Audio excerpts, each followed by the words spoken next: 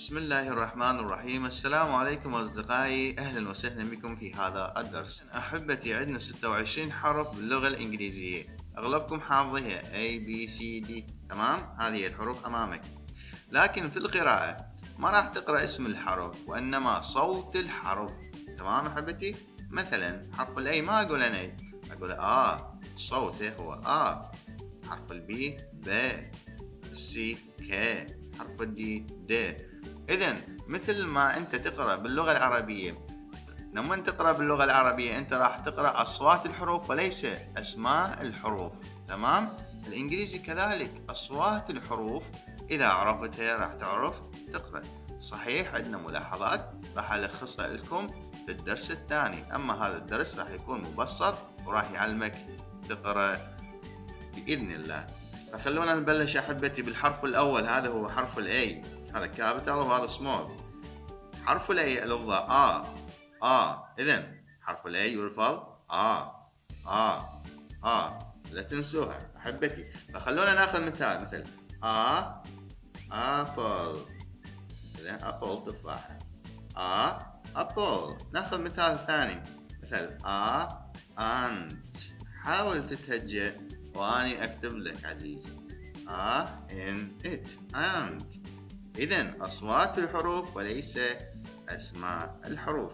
ناخذ مثال الآخر مثلا and.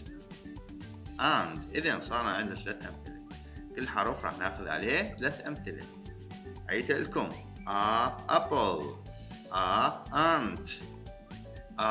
and معناها و، تمام عزيزي؟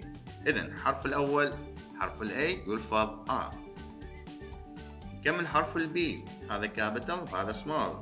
حرف ال B يلفظ ب. إذن حرف ال B يلفظ ب. ناخذ مثال bird هو الطير، تمام؟ إذن bird. ناخذ مثال آخر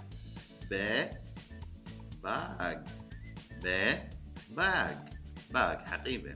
إذن bird bag. ناخذ مثال آخر مثلا book كتاب book. bird bag book، تمام عزيزي؟ ننتقل للحرف اللي بعده، حرف السي يلفظ ك. حرف السي يلفظ ك.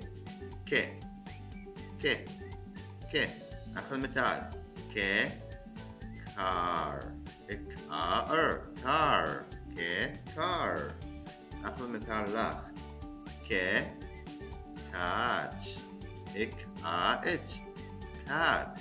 ناخذ مثال آخر كات يعني القط. كب القبة اسمها كب. إذن حرف السي يلفظ كار كات كاب. الحرف اللي بعده هو حرف الدي. حرف الدي يلفظ د. إذن يلفظ د. ناخذ مثال dog. egg dog. شوف القراءة شلون سهلة عزيزي، مثل ما تقرأ عربي راح تقدر تقرأ إنجليزي. door الباب اسمه door. مثال آخر حاول تقرأ لي وحدك dad الأب اسمه dad. إذن dog door dad. ننتقل لحرف الإي، هذا حرف الإي اللفظة A مثل الفتحة يلفظ حرف الإي يلفظ A. ناخذ مثلا egg البيضة اسمها egg. ناخذ مثال آخر مثلا end النهاية اسمها end. ناخذ مثال آخر مثلا 11. إذن 11 رقم 11. egg and 11. ننتقل إلى حرف الأف لفظة ف. ف تمام. اف و فا ان فان. المروحة او البنكة يسمونها فان. شوفوا القراءة ايش قصة. فان اف ان. frog ضفدع اف او اك. frog ضفدع. ناخذ مثال اخر مثلا free معناه مجاني او حر. اف اي. حرف الاي يلفظ a، لكن اذا دبل اي يلفظ اي. هذه الملاحظات قلنا ناخذها بالدرس الثاني. اذن فان، فروغ، فري. ننتقل الى حرف الجي. حرف الجي اللفظة ج.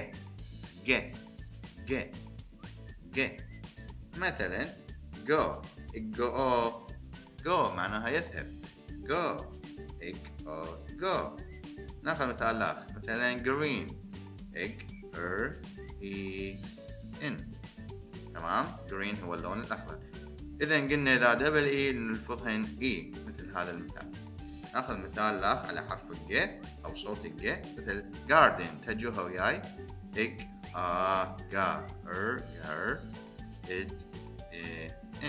garden حديقة. إذن go green garden. وصلنا إلى حرف ال H اللفظة ه. إذن حرف ال H يلفظ ه مثل حرف الهاء باللغة العربية. ناخذ مثال مثلا هات قبعة. هات.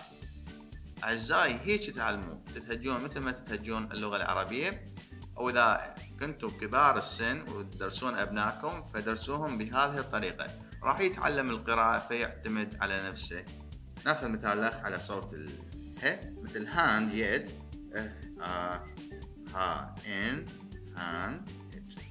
هاند يد هاند.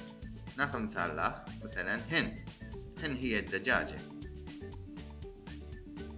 هن. إذن هات هاند هن.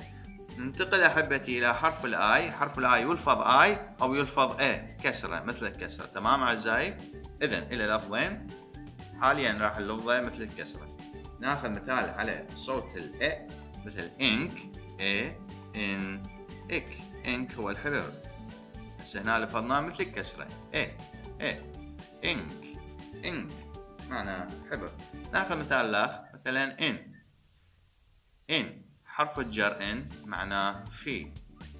إن. ناخذ مثال آخر مثلا آيس هو الثلج. تمام أعزائي. أو أقول آيس كريم مثلجات. تمام. إذن إنك إن، وهنا لفظنا آي مثل ما هو اسمه آيس كريم. إذن حرف الآي يلفظ آي أو يلفظ ننتقل إلى حرف الجي. حرف الجي يلفظ ج.